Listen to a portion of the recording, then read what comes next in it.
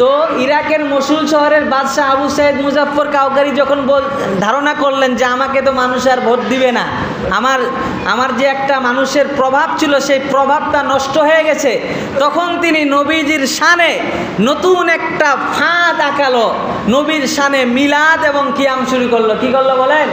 মিলাদ এবং কিয়াম। নবীজির প্রসিদ্ধ জন্ম তারিখ, বিশুদ্ধ না, বিশুদ্ধ কয় তারিখ? 8 তারিখ। প্রসিদ্ধ কয় তারিখ? 12 তারিখ।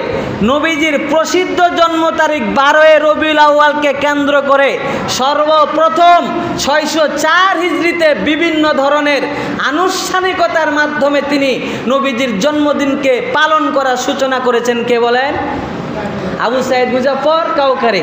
এবং তিনি এই অনুষ্ঠানটা যে হুজুর দ্বারা, যে আলেম দ্বারা করেছেন তার নাম আবুল খত্তাব উমর ইবনে দেহিয়া। বলেন কি নাম? সেই বেদাতি আলেমের নাম কি বলেন? আবুল খত্তাব উমর ইবনে দেহিয়া। বলেন